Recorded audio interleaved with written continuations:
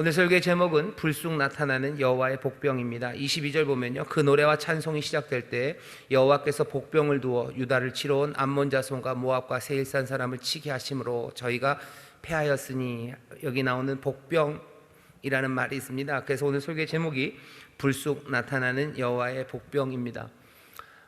여호와의 복병만 불쑥 나타나는 건 아니고요, 위기의 상황도 불쑥 옵니다. 그냥 훅 하고 들어오죠. 역대하 20장 처음 시작을 보면요, 그냥 전쟁이 시작됩니다. 그 후에라는 말로 20장 1절이 시작돼요. 그냥 그 후에 뭔가 하나님의 나라 그리고 하나님 말씀대로 살려고 여호사밧이 애씁니다. 애쓰기 위해서 여러 가지 예배도 정비를 하고 나라를 정비하고 살아요. 그런데 그 후에 불쑥 모압 자손과 암몬 자손이 몇 마흔 사람과 함께 와서 여호사밧을 치고자 한지라. 위기가 그냥 훅 옵니다.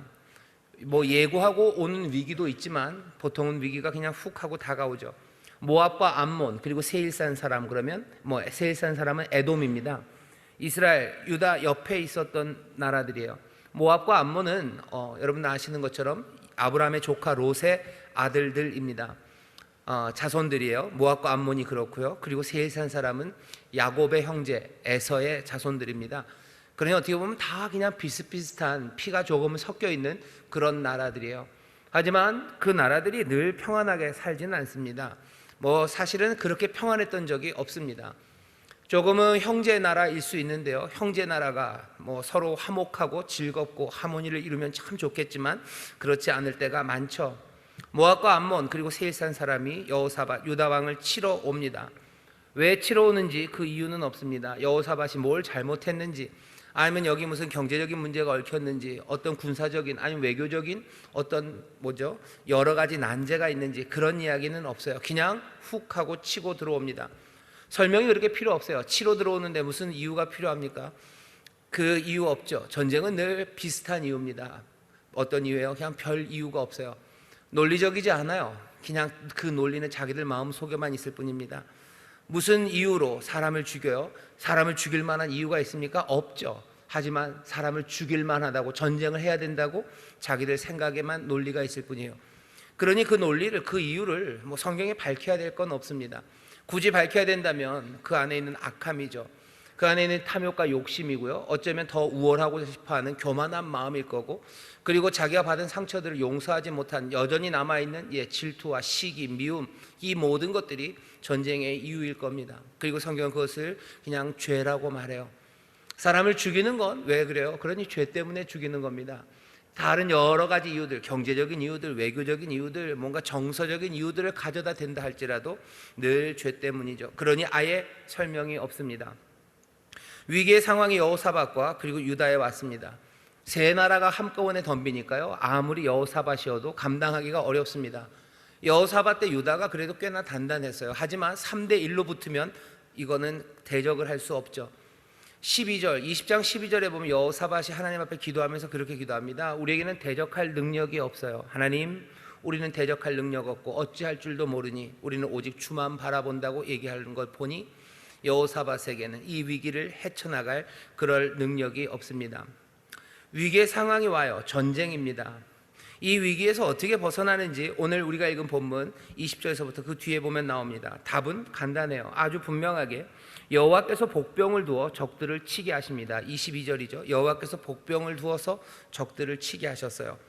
근데 갑자기 복병 얘기를 합니다. 근데 20장 22절까지 올 동안요, 모압과 암몬 그리고 세일이 이 유다를 쳐들어오는 이야기, 그래서 여호사밧이 하나님 앞에 나와서 기도하는 이야기, 기도가 끝나고 야하시엘이라는 선지자가 하나님의 말씀을 전하는 이야기, 그 전하는 말씀을 듣고 용기 백배해서 이 여호사밧과 그리고 유다가 찬양대를 앞세우고 그 군대와 함께 그 전장으로, 그 골짜기로 나가는 이야기, 쭉 21절까지 우리가 다 읽어봤지만 거기에 하나님께서 어디 복병을 숨겨두셨다는 이야기가 없어요. 그냥 22절에서 갑자기 나옵니다. 여호와께서 숨겨두신, 여호와께서 복병을 두어 적들을 치게 하셨대요. 구약성경에 보면 복병 이야기가 좀 나옵니다. 복병은 히브리 말로요, 아우랍이라는 얘기, 아우랍이라는 단어로 쓰이는데요, 성경 몇 군데 찾아보면 복병이라는 단어가 나오는 데가 제일 유명한 데는 여호수아입니다. 여호수아서에 보면 아이성 전투가 나와요. 여리고를 깨뜨리고요. 사실은 이 이스라엘이 깬 건 아니죠. 하나님께서 그 여리고 성벽을 무너뜨리셔서 여리고를 그냥 완전히 점령하게 하셨어요. 하지만 여리고에서 아간이라는 사람이 죄를 져요. 하나님 앞에서 순종하지 않습니다. 그러니 그 다음 성 아이성 전투에서 이스라엘이 집니다. 여리고가 훨씬 커요. 아이는 그냥 그 옆에 있는 조그만 성이에요. 이름도 그렇죠. 그냥 이름이 아이예요. 아이성인데 만만하게 갔다가 완전히 지고서 도망옵니다. 그리고 슬퍼해요. 우리가 아이성도 무너뜨리지 못하는데 이 가나안 이 땅을 어떻게 정복합니까? 하나님 앞에 회개하고 결국은 아간을 잡아서 하나님이 말씀하신 대로 심판합니다. 그 다음에 아이성 사람들과 싸울 때 여호수아가 만들어놓은 전술입니다. 아이성 서편에 5천 명을 매복을 시켜요. 그 5천 명을 매복시켰다가 아이성 사람들이 첫 번째 전쟁에서 이겼기 때문에 이번에도 용기 백배해서 성에서 나오죠. 그럼 매복했던 복병들이 여기 쳐 내려온 사람들 뒤를 돌아서 아이성을 점령합니다. 복병이 그런 거죠. 그래서 복병이 어디에 있는지 여호수아서에 보면 다 나와요. 똑같은 전술을 사용한 건 사사기입니다. 사사기 20장에도 보면 베냐민과 이스라엘 전 지파가 전쟁을 하는데요. 처음 두 번은 베냐민 지파가 이깁니다. 하나님 앞에 조금은 돌아선 이스라엘이 작전을 세운 것이 또 매복이에요. 매복하고 숨어 있다가 복병이 나옵니다. 사사기를 읽어보면 그 복병이 어디에 숨어 있는지 우리는 알아요.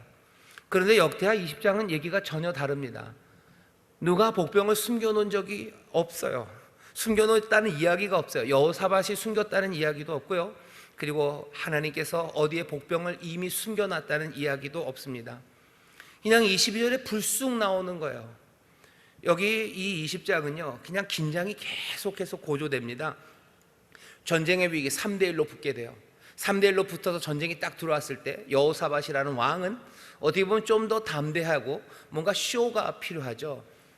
자기 민족 앞에서 자기 백성들 앞에서 어이구 우리는 아무 대적할 능력이 없다고 그런 말 하면 안 되죠. 그런 말 하면 기죽어서 전쟁을 어떻게 합니까? 그냥 없어도 있다고 그래야 되죠. 그거 잘하는 사람들이 미안하지만 북쪽에 있는 사람들입니다. 우리 이쪽 조금만 북에 가면 그거 잘하는 사람들이 있어요. 없어도 잘 먹고 잘 산다고 그러고요. 우린 잘 먹고 잘 산다오 뭐 이러고요. 뭐 우리는 뭐 백신 뭐 안 맞아도 된다오 뭐 이러기도 하고요.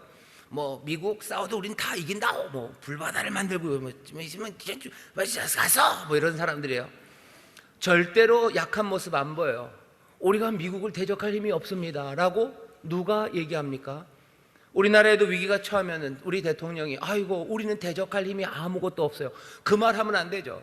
대적할 힘이 없더라도 있는 것처럼 얘기해야 되죠. 그래야 나가서 싸울 수 있는 거 아닙니까? 근데 여호사밧은 뭐라 그래요? 대적할 능력이 없대요. 여기 온 유대인들이 다 모였어요. 유다에 있는 남자만 모인 거 아니고요. 여자, 아이들까지 13절 보면요. 그렇게 돼요. 유다의 모든 사람은 그 아내와 자녀와 어린 자로 더불어 여호와 앞에 섰더라. 여호사밧이 그 위기 가운데 하나님 앞에 기도할 때 유다에 있는 모든 남자, 군대, 여자, 아이까지 다 섰어요. 아이들 앞에서 할 일입니까? 여자들 앞에서 이게 할 말입니까? 가뜩이나 연약해요. 남자는 그냥 전쟁이 나면요 그냥 휙 도망이라도 어떻게 갈 수 있을지 몰라요. 하지만 여자와 아이들이 어떻게 도망갑니까? 전쟁 나면 그냥 고스란히 당할 어쩌면 가장 약한 아이들 그 앞에서 왕이 지금 뭐라 그래요? 우리에겐 대적할 능력이 없다고 하나님 앞에 얘기해요. 하나님 앞에 얘기하니 거기 섰던 사람들 여호사밧 우리 왕이 진실을 말하겠구나 라고 생각할 거예요. 모압 암몬 그리고 여기 세일 사람이 쳐들어오는데 우리는 대적할 힘이 없다고 그 얘기를 합니다. 사람들이 긴장이 점점 고조되죠. 그 기도를 보면요 여호사밧의 억울함이에요. 하나님은 전능하신 하나님이요 하나님은 놀라우신 능력의 하나님이시요 그런 하나님 아닙니까? 하늘에서 다스리는 하나님이요 모든 나라를 다스리는 하나님이시요 그 하나님이 우리에게 구원의 약속을 주셨어요. 그런데 여기 암몬과 모압 세일은 지금 불의하게 쳐들어오는 거예요. 원래는 이러면 안 되는 겁니다. 그런데 왜 이렇습니까? 라고 지금 여호사밧이 기도를 하는 거죠. 갑갑함이에요. 하나님이 약속해 주신 거 분명히 알아요. 저 사람들이 잘못된 것도 분명히 알아요. 그런데 대적할 힘이 없어요. 이건 얼마나 답답합니까? 내가 잘못해서 얻어맞는 거면 그냥 맞을 수 있어요. 하지만 분명히 저 사람이 잘못했는데 쟤네들이 잘못했는데 내가 힘이 없어서 지금 맞아야 되는 거예요. 대적할 힘이 없대요. 대적할 힘이 없답니다. 그러니 어떻게 할 줄을 모르겠대요. 속은 타고 갑갑하고 속상하고 어쩔 줄 몰라요. 거기에서 지금 얘기, 그러니 내가 주만 바라본다고 지금 온 백성들 앞에서 지금 왕이 그렇게 기도하고 있는 거예요. 조금은 갑갑한 왕입니다. 왕은 그러면 안 되죠. 무슨 제사장이나 선지자는 그렇게 해야 될지도 모르겠지만 왕이 그러면 안 되는 거 아닙니까? 아니요, 여호사밧은 지금 그렇게 하나님 앞에 나옵니다. 여기 아버지들 많으셔요. 저도 아버지인데요, 여기 아버지들 많으셔요. 아버지들은 좀 이렇게 세게 보이고 싶죠. 어려운 일이 있어도 아버지는 어렵다는 얘기 잘 안 하십니다. 그죠? 그냥 다 괜찮다고 누구 앞에서, 여자 앞에서, 그리고 아이들 앞에서 그냥 그렇게 말할 뿐이에요. 근데 여호사밧은 아닙니다. 여기 오늘 아버지들 많이들 오셨는데 여러분 한번 잘 생각해 보셔야 돼요. 우리의 삶의 위기가 다가옵니다. 우리 삶의 위기가 다가와요. 어쩌면 남자는, 아빠는 끝까지 강한 척 해야 되고 조금 있는 척해서 우리 자녀들과 내가 보호해야 될 사람들을 안심시켜야 된다고 생각할지 몰라요. 하지만 하나님 앞에서 여기 여호사밧이 그 왕이 기도하는 모습을 온 이스라엘이, 그리고 여자와 그 아이들이 봅니다. 절망에 빠져들어갈 것 같지만 그 뒤에 이야기를 보면 그렇지 않아요. 힘이 없을 때 둘 중에 하나입니다. 힘이 없으면요, 절망하든지 아니면 여호사밧과 이 유다 사람처럼 하나님 앞에 겸손해질 수 있어요. 절망에 빠져서 그냥 아무것도 아닌 양 그렇게 쓰러져 갈 수도 있고요. 하지만 그 힘 없는 상황에서 겸손하게 하나님 앞에 무릎 꿇어 여기 다른 삶으로 갈 수 있는 그 길이 여기 지금 보여지는 겁니다. 위기의 상황이 다가옵니다. 거기에 여호와께서 복병을 두셨대요. 그 복병이라는 말은 갑자기 나타나죠. 하나님은 이미 거기에 두셨어요. 이 복병은 보이지 않습니다. 여기 복병이라는 말은 하나님의 신비한 도우심과 능력이에요. 하나님의 신비한 도우심과 능력은요, 이미 준비되어 있고요, 하나님의 신비한 그 도우심과 능력은 우리의 눈에는 보이지 않습니다. 누가 이것들을 보는지, 이 복병을 누가 봅니까? 이 신비한 도우심과 능력을 누가 봅니까? 여기 여호사밧이 기도합니다. 기도하는 사람들이 이것을 봅니다. 내 무능과 연약함을 정직하게 인정하는 거예요. 내 무능과 연약함을 정직하게 인정하면 꽤나 많은 사람은 절망으로 빠져요. 그러니까 인정 못하는 거예요. 내가 그거 인정하는 순간 끝이에요. 그거 인정하는 순간 내 앞에 아무 소망이 남아있지 않아요. 하지만 여호사밧은 반대예요. 내가 내 무능과 연약과 힘없음을 인정하는 순간 그때 소망이 없어지는 게 아니라, 아니, 거기서부터 소망이 시작되는 겁니다. 믿음의 사람들 들으셔야 돼요. 하나님 앞에 나와서 적어도 기도한다는 건 내 연약함, 내 무능, 그것들을 겸손하게 그 앞에 내어놓는 겁니다. 그들이 잘못한 거 맞아요. 하나님의 약속도 내가 압니다. 하지만 나에겐 지금 힘이 없어요. 힘이 없고 약하고 무능하니 어찌합니까? 그러니 주만 바라봅니다. 기도하기 시작하는 사람들, 그 사람들에게 이미 예비하시고 또 이미 거기에다 가져다 두신 하나님의 신비한 도우심과 능력, 그것들을 봅니다. 복병을 누가 보나 보셔요. 여호사밧이 봅니다. 그리고 온 유대가, 온 여자들과 그리고 아이들과 군대와 찬양대 모두가 다 그 복병을, 하나님의 신비한 도우심과 능력을 보기 시작하는데, 불쑥 다가온 그 위기 가운데 정말로 불쑥 대답하시는 하나님의 신비한 능력과 도우심을 누가 봐요? 하나님 앞에 전심을 다해서 겸손하게 구하고 기도하는 그 사람들, 주님만 바라보는 사람들, 그 사람들이 하나님의 놀라우신 신비와 그 도우심의 능력을 보게 될 줄 믿습니다. 그게 오늘 우리에게 알려주는 거예요. 불쑥 나타나는 여호와의 복병, 그 복병은 기도하는 사람이 봅니다. 오늘 본문을 보면 여호사밧이 기도를 해요. 그리고 온 백성이 함께 거기에 서 있습니다. 그리고 났더니 어떤 일이 시작돼요? 야하시엘이라는 사람, 그 선지자에게 하나님의 신이 임합니다. 하나님의 신이 임해요. 그 기도 가운데 응답이 오기 시작하는데 그 응답은 분명합니다. 이 전쟁이 너에게 속한 것 아니다 얘기하셔요. 이 전쟁은 너에게 속한 거 아니다. 이 전쟁은 하나님께 속한 것이다. 그러니 어떻게 해요? 하나님의 전쟁이니 하나님의 손이, 하나님의 군대가 싸울 것입니다. 하나님이 두신 복병들이 싸울 거예요. 이 선지자의 말, 이 말이 선포됩니다. 내 힘을 의지하고 아니면 내 연약함을 내가 절망으로 받아들이면 거기에선 아무것도 이루어지지 않습니다. 하지만 내 연약함, 내 부족함, 그것들을 하나님 앞에 고하고 내가 어찌할 바를 모른다고 주님만 바라본다고 기도하기 시작할 때 전쟁은 다른 쪽으로 옮겨가기 시작해요. 더 이상 내 전쟁이 아니에요. 그때부터 누구의 전쟁이 돼요? 하나님의 전쟁이 됩니다. 하나님이 싸우시겠대요. 내가 싸우겠다는 사람들, 내가 절망하는 사람들, 그 사람들에게 하나님이 내가 싸우겠다고 오지 않으셔요. 내 연약함을 주 앞에 고하면서 내가 주님만 바라본다고 얘기할 때 하나님은 그 전쟁을 뭐 한대요? 영어로 하면 테이크오버입니다. 이제부터는 그 전쟁은 내 전쟁이에요. 만군의 여호와 그 하나님은 은혜의 주님이시고 그 주님은 언약의 주님이셔요. 인생에 개입하기를 원하셔요. 끼어들길 원하시는 언약의 하나님입니다. 우리랑 약속하셨어요. 우리의 삶에 얽혀들기 시작하셨어요. 은혜로, 그 능력으로 우리의 전쟁이 이제 그분의 전쟁이 되기 시작하는 것, 그것은 기도를 통해서요. 이런 일들이 성경에는 비일비재합니다. 열왕기하 19장에 보면 산헤립이 쳐들어와요. 히스기야 때입니다. 히스기야가 기도하죠. 하나님 앞에 기도할 뿐이에요. 왜? 산헤립이 얼마나 무지막지하든지요, 인류 역사상 이 아수르만큼 잔인하고 흉폭하고 나는 듯이 싸웠던 사람들이 없습니다. 이 아수르의 산헤립이라는 아수르에서도 가장 영웅적인 왕이 지금 유다를 쳐들어오는 거예요. 북쪽 이스라엘뿐만 아니라 온 지역을 다 짓밟은 왕이에요. 누구 하나 산헤립 앞에서, 그 아수르의 군대 앞에서 꼼짝달싹 못했어요. 유다가 압니다. 히스기야가 압니다. 쟤네들이 쳐들어오면 우린 다 죽을 거예요. 그냥 곱게 죽지 않을 거예요. 죽어도 아주 비참하게 죽어갈 거고 말도 안 되는 삶을 우리가 살아가게 될 거예요. 히스기야가 감당할 수 없음을 압니다. 자기의 무능이에요. 그 연약함이에요. 대적할 힘이 없어요. 어떻게 할 바를 몰라요. 그러니 히스기야는 하나님 앞에 기도하죠. 이 기도에 하나님이 어떻게 대답하셔? 불쑥 나타난 여호와의 복병입니다.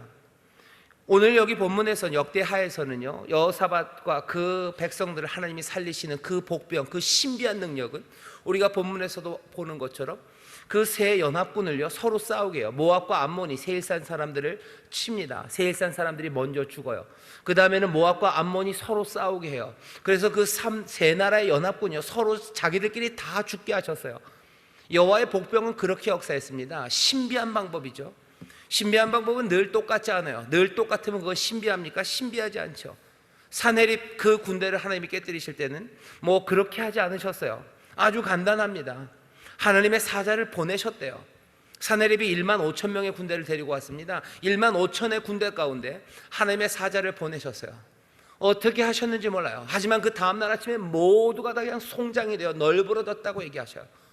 하나님이 어떻게 하셨는지 모릅니다. 무슨 메르스를 보내셨는지, 아니면 정말로 그 출애굽의 밤처럼 하나하나 그 여호와의 사자가 그냥 그 죽음을 그냥 뿌리며 갔는지, 그 방법은 몰라요. 신비해요.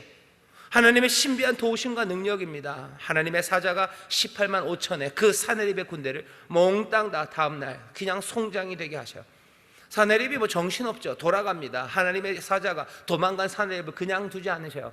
거기서 죽을 때는 그냥 자고 일어났는데 죽었다가 아니에요. 거기 있는 여러 정치적인 상황에서 산헤립을 죽게 만듭니다. 하나님을 모욕했던 그 군대를 하나님이 그렇게 깨뜨리셔요. 언제? 히스기야와 그 백성들이 하나님 앞에 기도하기 시작할 때. 왜? 전쟁은 이제 하나님의 손, 하나님의 것이 되었기 때문입니다. 사도행전 12장에 보면 베드로가 감옥에 갇힙니다. 베드로가 갇혔어요. 할 수 있는 게 있습니까? 교회가 가서 감옥 문을 부수고 데려올 수 있어요? 아니요, 그렇게 안 됩니다. 무슨 정치력으로 됩니까? 아니면 무슨 좋은 판사, 그렇게 될 수가 없죠. 교회는 어쩌면 절망할 수 있어요. 우리가 왜 이렇게 힘이 없을까? 왜 우리에게는 힘 있는 무슨 장군도 없고, 하다못해 백부장도 몇 명 없고, 우리에게는 산헤드린 공회를 움직일 만한 힘, 아니면 대단한 돈이 있어서 베드로를 좀 꺼내왔으면 좋겠는데 그런 거 아무것도 없고, 우리에는 로마에, 그리고 그 권력에 뭔가 어필할 수 있는 건덕지가 아무것도 없구나 절망할 수 있는 그곳에서 교회는 어떻게 합니까? 자기들의 힘 없음을 압니다. 하지만 교회는 뭐예요? 온 교회가 함께 베드로를 위하여 밤이 새도록 기도합니다. 하나님 앞에 기도해요. 하나님은 어떻게 하셔요? 주의 사자입니다. 하나님 이번에는 천사를 보내셔요. 그냥 천사를 보내셔서요 그냥 베드로를 꺼내 오십니다. 그냥 데리고 오셔요. 아무 일 없는 것처럼 베드로가 그냥 나옵니다. 신비한 능력이에요. 늘 똑같습니까? 아니요, 늘 똑같으면 신비가 아니죠. 이건 이미 하나님께서, 그리고 또 벌써 눈에 보이지 않게 역사하시는 거예요. 불쑥 나타납니다. 불쑥 나타나는 여호와의 복병이에요. 이 신비와 이 도우심의 능력을 우리가 성경을 통해서 계속해서 우리에게 알려주셔요. 그리고 누가 그 복병, 그 신비한 능력과 그 도우심을 누리냐? 여기 우리에게 알려줍니다. 늘 기도하던 사람들이에요. 내게 힘이 없어요. 난 힘이 없고 무능합니다. 하지만 거기서 절망에 빠지지 않아요. 내가 힘이 없고 내가 무능하고 그래서 어찌할 바를 모르니 내가 주만 바라본다고. 어쩌면 이거는 굉장한 변화입니다. 힘이 없고 무능하고 억울하면 그냥 절망에 빠질 뿐이에요. 그냥 고개 숙일 뿐이에요. 입 안 벌려질 뿐입니다. 그냥 되돌아갈 뿐이에요. 하지만 여기 그 가운데서도 하나님을 향하여 주만 바라본다는 사람들, 거기 얼굴을 드는 사람들이 있어요. 눈을 뜨는 사람들이 있어요. 누가 여호와의 복병, 그 하나님의 놀랍고 신비하신 도우심과 그 능력, 그 힘을, 우리에게는 없지만 하나님에게 있는 힘을 누가 그것을 보냐는 거죠. 누가 거기 그 골짜기, 그 브라가 골짜기에 있었던 그 복병을 누가 보냐는 거예요. 그 절망과 그리고 급속하게 다가온 그 위기의 상황에서, 그 땅에서 하나님이 예비해 놓으신, 하나님이 숨겨 놓으신, 전에 볼 수 없고 어쩌면 아무도 볼 수 없었던 그 하나님의 신비한 도우심과 능력을 누가 보냐는 거죠. 누가 봅니까? 기도하는 사람들이 봐요. 오직 하나님을 신뢰하고 기도로 나가는 사람들. 그래서 이 전쟁은 결국은 하나님이 맡아가지게 하시는 사람들. 하나님은 그 전쟁을 맡으실 때요, 내가 왜 이런 전쟁을 맡냐? 싫다라고 하지 않으셔요. 어쩌면 왜 이제야 가져왔니? 하시며 좋았어 하고 팔을 걷으시는 거죠. 이미 여호와 이레 은혜의 주님은 우리를 위해서 싸우실 준비가 다 되셨던 겁니다. 그러니 복병입니다. 벌써 거기 가져다 두셨어요. 보이지 않지만 벌써 거기 가져다 두셨어요.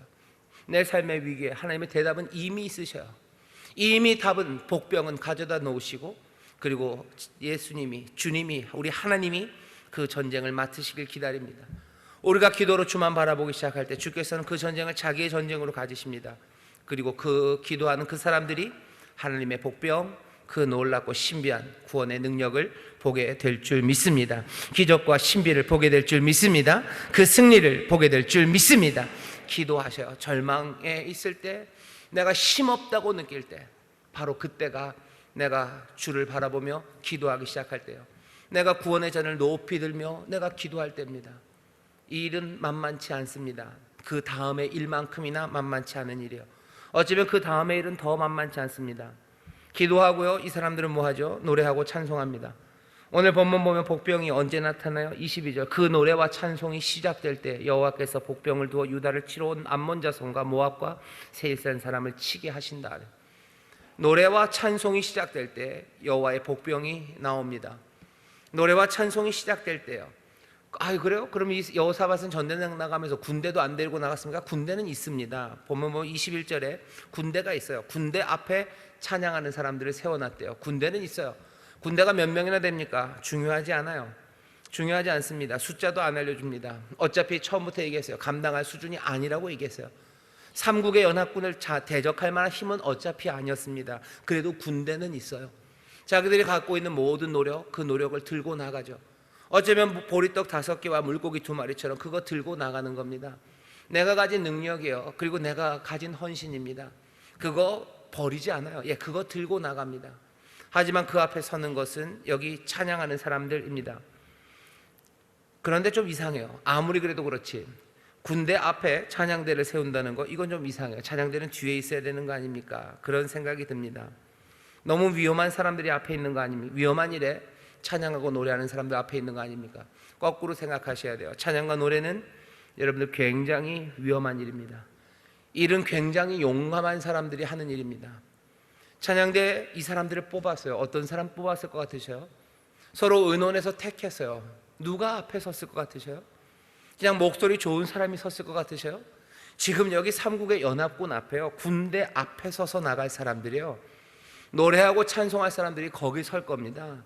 이 사람들 그 백성 가운데 택했어요. 누가 그 앞에 섰을까 싶은 거죠. 아마 가장 용감한 사람일 겁니다. 달리기 빠른 사람은 아닐 거예요. 이 사람들은 가장 믿음이 굳건한 사람들이에요. 이 사람들은 그 위험한 일을 감당하는 사람입니다. 그 사람들이 하는 말은 뭐예요? 여호와께 감사하세, 그 자비하심이 영원하도다라고 말할 수 있는 사람들입니다. 여러분들, 이 이야기가 무슨 얘기인지 우리는 압니다. 이 땅의 위기가, 어려움이 닥칠 때요, 어쩌면 거기에서 여호와께 감사한다고 말하는 사람들, 이 사람들은 얼마나 무모한 사람이에요. 이 사람들은 얼마나 용감한 사람이에요. 그 위기의 상황에서 내가 힘이 없는데도 불구하고 주의 자비하심이, 나를 향한 긍휼하심이, 그것이 영원하다고 노래하고 찬송할 수 있는 사람들, 이 사람들은 도대체 누굽니까? 찬송하고 노래한다는 건 여러분들 그냥 뒤로 빠지고 편하게 있는다는 거 아니에요. 어려움이 닥쳤을 때 뭐 찬송하래. 찬송 그렇게 쉬운 일을 하라고? 아니요. 찬송이 왜 쉽습니까? 노래가 왜 쉽습니까? 이건 노래할 수 없는 시간에 노래하라는 거예요. 찬송할 수 없는 상황입니다. 믿기 힘든 상황이에요. 믿을 수 없는 곳이에요. 거기에서 나가서 말합니다. 거기에서 노래하기 시작하는 거예요. 내 삶에, 그리고 내 가정의 삶에 위기가 닥쳐요. 몽땅 다 무너지고 내가 감당할 수 없는 문제 앞에 섭니다. 그 문제, 그 위기, 전쟁 같은 상황, 그 싸움에서 내가 감당할 힘이 없어요. 어찌할 바를 몰라요. 그래서 주를 바라보며 기도합니다. 그리고 어때요? 가장 용감한 믿음으로 어쩌면 내 있는 것에서 가장 선하고 그리고 가장 하나님 앞에 드릴 만한 것을 끌어모아서 택해서 그 앞에 세우기 시작하는 거예요. 성령님 우리에게 오셔서 말세, 여러분 에베소서 보면 그렇겠죠? 때가 악하다, 말세라는 얘기죠. 그러니 때가 악해요. 그러니 세월을 아껴야 돼요. 성령의 충만함을 받아야 돼요. 그 다음에 바로 나오는 게 시와 찬미와 신령한 노래로 서로 화답하기 시작해요. 악한 세상에서 성령의 충만함을 받은 사람들, 그 사람들 노래하기 시작한대요. 이 사람들에게 갑자기 무슨 트로트의 신이 임해서 정신 나간 노래하는 거예요? 아니에요. 이 사람들 그냥 마음에 갑자기 평안이 임해서 그냥 내가 노래하기 시작해요.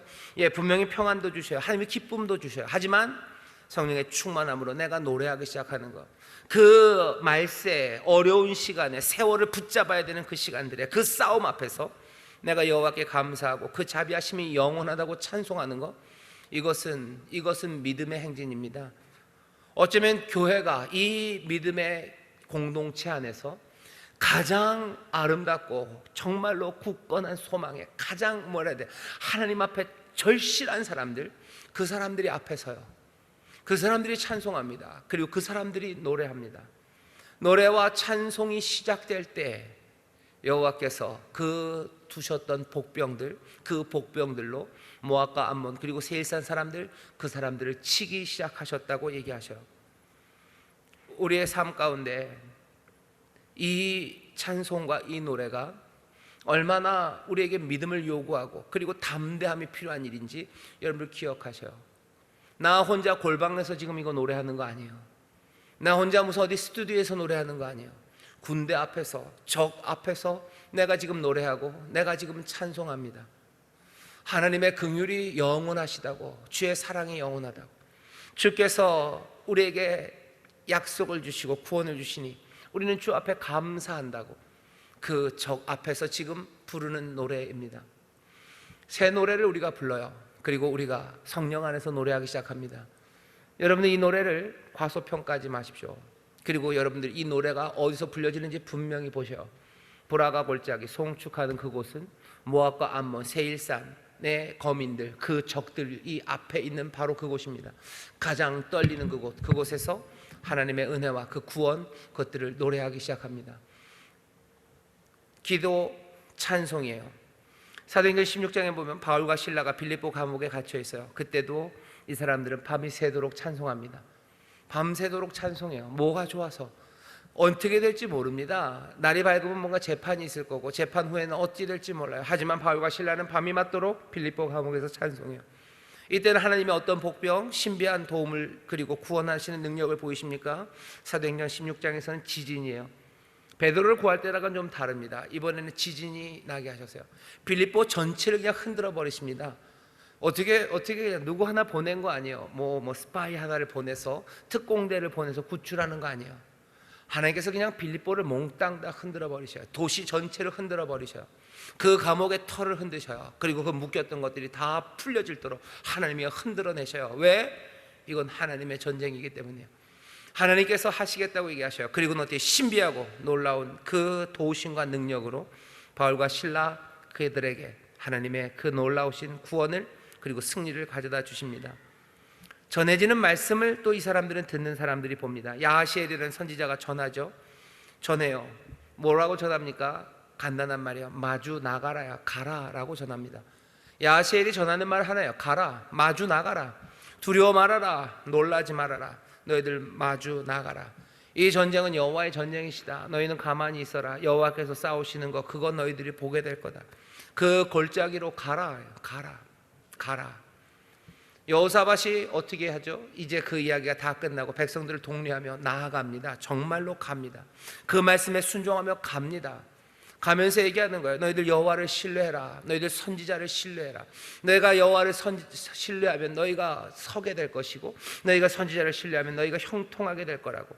두려워 말고 놀라지 말고 마주 나가라는 그 말에 이 백성들은 찬양대를 앞세우고 찬송하며 기도하며 정말로 갑니다. 그 사람들이 복병을 봅니다. 그 사람들이 불쑥 나타나는 하나님의 신비하신 도우심과 그 능력을 보게 됩니다. 우리의 삶에 많은 위기와 전쟁의 상황이 와요. 하나님의 복병, 그 신비한 도우심과 능력, 그 능력을 우리가 보기를 바랍니다. 이건 말 그대로 신비해요. 온갖 여러 가지 방식이에요. 하나님께서 여기 역대하 여호사밧을 구하실 때는 그 세 연합군 가운데 자중질환을 만들어내셨어요. 사네립에게서 히스기야를 구원해내실 때는 하나님께서 그냥 여호와의 사자를 보내셔서 몽땅 다 죽게 하시기도 하시고, 바울을 구할 때는 지진을, 또 베드로를 구할 때는 주의 사자 천사를 보내셔 그냥 쓱 하고 데려오시기도 하셔요. 신비한 능력입니다. 우리가 미리 다 말할 수 없습니다. 하지만 아까도 말씀드렸죠. 이건 뭐예요? 복병이에요. 이미 거기다 두셨어요. 그리고 눈에 보이지 않습니다. 우리의 삶에도 이런 유명한 복병들이 있습니다. 여호와의 복병을 우리는 이미 몇 번을 봤어요. 여호와께서 숨겨놓으셨던 이미 계획하셨던 가장 유명한 복병은 예수님이십니다. 하나님의 신비한 도우심과 능력이에요. 죄와 사망, 그것이 우리를 얽매고 죽이려고 하는 그것에서 죄를, 그리고 사망의 권세를 깨뜨리시는 그 숨겨진 복병입니다. 복병이라는 말이 그래요. 한문으로 복이 엎드려질 복이에요. 병은 군사입니다. 엎드려 있는 군사예요. 아랍어라고 이 히브리 말로도 그 말이 뭐냐면요, 누워서 기다리는 거예요. 기다리면서 누워 있다라는 원래 의미가 있습니다. 복병은 그예요. 누워 있는 거예요. 숨어 있어요. 엎드려 있어요. 그러다 나올 겁니다. 주님 누우셨어요. 그리고서는 일어나십니다. 부활, 일어나신 거예요. 누웠다가 일어나십니다. 그리고 어떻게 하셔서 죄와 사망의 권세, 그 모든 것들을 깨뜨리셔서 우리에게 정말로 영원한 승리와 생명을 가져다 주셔요. 그 구원의 복병을 우리의 삶에서 보는 방식은 뭐예요? 기도예요. 내 연약함과 무능함 여전히 부족하니 내가 주만 바라봅니다 라는 기도예요. 내 사랑하는 사람들과 함께 하나님 앞에 드리는, 주님 앞에 드리는 기도입니다. 두려워 떨지 않아요. 용감하게 노래하기 시작해요. 적들 앞에서 노래하기 시작합니다. 문제 앞에서 노래합니다. 주가 내 삶에 감사가 되고, 주가 내 삶의 은혜와 그리고 귀하신 사랑, 그것이 변함이 없다고 노래하는 사람이에요. 로마서 8장씩이죠. 누가 우리를 하나님의 사랑에서 끊냐고, 기근이냐고, 적신이냐고, 죽음이냐고. 아니, 그런 거 아니라고. 그 어떤 것도 우리를 하나님의 사랑에서 끊을 수 없어요. 모든 것들을 합력하여 하나님께서 선을 이루실 거예요. 그러니 우리 앞에 누가 섭니까? 우리를 누가 대적합니까? 노래하며 나가는 사람이에요. 여러분들 절망으로 무너질 만한 때가 얼마나 많습니까? 회사에서 그러시죠. 일하다 보면 그러죠. 말도 안 되는 작업 지시들, 말도 안 되는 위에 사람들, 그리고 말도 안 되는 경제 상황들, 말도 안 되는 학교에서 이뤄지는 일들, 세상, 그리고 연약하고 부족한 우리의 가족들, 얼마나 많이 그 위기의 상황에서 어쩔 줄 모릅니까? 하나님의 신비한, 이미 마련해 놓으시고 또 놀랍게 준비해 놓으신, 눈에 보이진 않으나 하나님께서 행하실 그 구원, 그 구원으로 우리의 삶에 영광의 찬송과 그리고 하나님 영광 받으시는 일, 그 일들을 만들어내실 텐데, 예수 그리스도 이 놀라우신 복병, 그 복병을 우리는 이미 알아요. 그리고 이 복병께서는요, 지금도 이 일을 행하십니다. 지금도 우리에게 신비한 구원과 그리고 그 도우심과 능력이 되셔서 우리의 삶에 지금도 오셔서 싸우시겠대요. 내가 싸운대요. 대장 되신 예수 따라 우리가 갑니다. 대장 되신 예수예요. 만군의 여호와예요. 만군의 주입니다. 만왕의 왕이셔요. 지금 보이진 않아요. 복병처럼. 우리가 아는 복병 또 하나 있어요. 성령님이십니다. 하나님의 신비한 도우심과 능력이셔요. 그분은 흑암 그리고 허무 그리고 깊음 가운데 있을 때 수면 위를 운행하셔요. 보혜사가 되셔서 우리와 늘 함께 하십니다. 보이지 않아요. 하지만 복병은 늘 보이지 않아요. 보이지 않으나 이미 거기 함께 하셔요. 그리고 기도하고 찬송하고 그 마주 나가는 그곳에 그 신비하신 능력과 그 도우심으로 새 일을 행하십니다. 거기서 이기시고요, 어떻게 하셔요? 거기서 영광 받으십니다. 여기 여호사밧이 이기고 하나님을 향하여 찬송, 그 영광이 올라가요. 그래서 그 골짜기 이름은 브라가입니다. 브라가 골짜기, 송축의 골짜기. 여러분들 다윗 알 겁니다. 다윗이 골리앗을 죽였던 곳은 엘라입니다. 엘라 골짜기에서 다윗이 죽여요. 골리앗을 죽이는데 그냥은 아닙니다. 골리앗을 죽이는 이야기가 18장에 나오지만 사무엘상 16장 보면 사무엘이 다윗에게 기름을 붓습니다. 그때부터 다윗이 여호와의 신에 크게 감동되어 성령의 충만함을 받은 다윗이 골리앗을 만납니다. 그리고 골리앗을 죽이죠. 여호와의 복병으로 이 사람 다윗은 성령의 도우심으로 이겨요. 하지만 재밌는 건 이 다윗은 하나님의 복병이 또한 됩니다. 이스라엘을 살리시려는 하나님의 복병으로 거기에 준비해 놓으셔서요, 하나님의 신비한 도우심과 능력입니다.